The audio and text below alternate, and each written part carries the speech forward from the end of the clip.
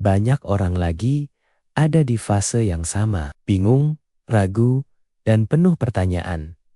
Harga emas terasa sudah naik, berita ekonomi isinya ketidakpastian. Inflasi masih terasa di kehidupan sehari-hari. Uang rasanya makin cepat habis, tapi penghasilan segitu-gitu aja. Lalu muncul satu pertanyaan yang kelihatannya sederhana, tapi sebenarnya berat. Beli emas sekarang masih masuk akal nggak kalau kamu ada di fase ini? Aku mau bilang satu hal dulu, kamu bukan telat dan kamu juga bukan ketinggalan. Justru orang yang bertanya sebelum bertindak biasanya jauh lebih siap. Di video ini, kita nggak akan jawab pertanyaan ini secara hitam putih. Karena emas itu bukan soal iya atau tidak. Emas itu soal tujuan, waktu, dan kondisi pribadi. Jadi video ini bukan buat meyakinkan kamu beli emas, tapi buat bantu kamu berpikir lebih jernih.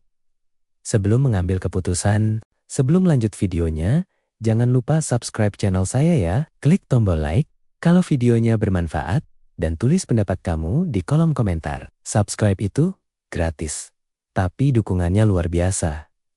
Buat saya, terima kasih. Kita mulai dari dasar dulu. Apa sebenarnya fungsi emas? Banyak orang salah paham. Mereka menganggap emas itu investasi penghasil keuntungan. Padahal, fungsi utama emas bukan untuk mempercepat pertumbuhan uang. Emas itu alat penjaga nilai. Artinya, emas membantu menjaga daya beli uang. Dalam jangka panjang, uang kertas nilainya turun karena inflasi. Harga barang naik, tapi nominal uang tetap. Emas, secara historis, cenderung ikut naik mengikuti inflasi. Bukan karena emas hebat, tapi karena uangnya yang melemah. Kalau kamu paham fungsi ini, kamu nggak akan berharap berlebihan dari emas. Sekarang kita bahas, kenapa emas kembali ramai dibicarakan. Setiap kali ekonomi global tidak pasti, emas hampir selalu naik daun. Kenapa? Karena emas dianggap aset yang diakui di seluruh dunia, tidak tergantung satu negara. Nilainya relatif stabil. Saat orang bingung, harus simpan uang di mana? Emas jadi salah satu pilihan. Tapi, disinilah kita harus hati-hati. Ramai dibicarakan bukan berarti waktu terbaik untuk semua orang. Seringkali, saat sesuatu ramai, emosi ikut bermain, dan investasi yang didorong emosi jarang berakhir baik. Pertanyaan paling sering muncul, emas sekarang mahal nggak? Jawabannya, tergantung sudut pandang. Harga emas hari ini memang lebih tinggi dibandingkan beberapa tahun lalu, tapi bisa jadi masih rendah dibandingkan 10 tahun ke depan. Masalahnya, tidak ada yang tahu pasti. Kita baru tahu harga itu mahal atau murah setelah waktu berlalu. Kalau kamu terus menunggu harga sempurna, kemungkinan besar kamu tidak akan mulai. Karena itu, yang lebih penting dari harga sekarang adalah cara masuknya. Salah satu strategi paling masuk akal untuk emas adalah beli bertahap. Bukan beli besar sekaligus, tapi beli sedikit demi sedikit dalam jangka waktu panjang. Dengan cara ini, kamu tidak perlu menebak harga terbaik. Risiko naik turun harga jadi lebih rata. Tekanan mental jauh berkurang. Strategi ini cocok buat pemula, orang yang tidak mau stres, orang yang tujuan jangka panjang. Kalau kamu tipe yang mudah panik, strategi ini jauh lebih aman. Sekarang kita bahas kesalahan besar. Banyak orang beli emas, padahal belum punya dana darurat. Ini berbahaya. Dana darurat adalah fondasi. Tanpa dana darurat, emas bisa jadi beban kalau kamu terpaksa jual emas. Karena kebutuhan mendadak dan kebetulan harga sedang turun, kamu akan rugi secara mental dan finansial. Jadi urutannya harus jelas. 1. Kebutuhan pokok. 2. Dana darurat. 3. Baru investasi, termasuk emas. Sekarang kita jujur.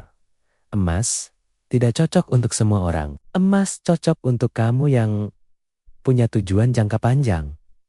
Ingin lindungi nilai uang, tidak mengejar hasil cepat, ingin aset yang relatif stabil. Emas kurang cocok untuk kamu yang butuh uang dalam waktu dekat, berharap keuntungan cepat, tidak tahan melihat harga turun, suka spekulasi. Ini bukan soal pintar atau tidak, tapi soal karakter dan kebutuhan. Banyak keputusan beli emas lahir dari rasa takut. Takut inflasi, takut krisis, takut ketinggalan. Masalahnya, ketakutan jarang jadi dasar keputusan yang sehat. Kalau kamu merasa terdorong beli emas karena semua orang membicarakannya, itu tanda untuk berhenti sejenak. Tanya ke diri sendiri.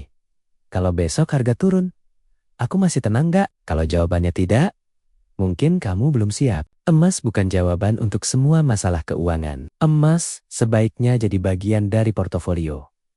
Bukan satu-satunya aset. Diversifikasi penting, bukan untuk kejar untung besar, tapi untuk jaga keseimbangan. Punya emas itu baik, tapi semua uang di emas juga berisiko. Sekarang, kita jawab dengan jujur. Beli emas sekarang masih masuk akal nggak? Masih masuk akal untuk sebagian orang dan tidak masuk akal untuk sebagian yang lain.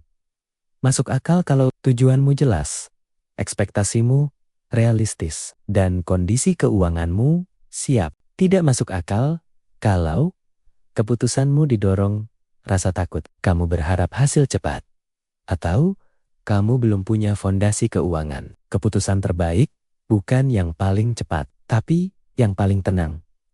Dan emas cocok untuk orang yang mencari ketenangan. Sampai di titik ini, semoga satu hal jadi lebih jelas. Beli emas itu bukan soal ikut tren, bukan soal takut ketinggalan, dan bukan soal menebak harga. Emas cuma alat yang menentukan hasilnya, bukan emasnya, tapi keputusan dan tujuan di baliknya. Kalau kamu beli emas dengan pemahaman yang tepat, naik turunnya, harga nggak akan bikin kamu panik. Dan kalau ternyata emas belum cocok buat kamu sekarang, itu juga keputusan yang bijak. Yang penting, kamu memilih dengan sadar, bukan karena tekanan atau ketakutan. Terima kasih sudah meluangkan waktu menonton sampai akhir. Kalau konten ini bermanfaat, kamu bisa like dan subscribe supaya aku tahu konten edukasi seperti ini layak dilanjutkan. Dan kalau kamu punya pertanyaan atau topik lain seputar keuangan, tulis di kolom komentar. Sampai ketemu di video berikutnya.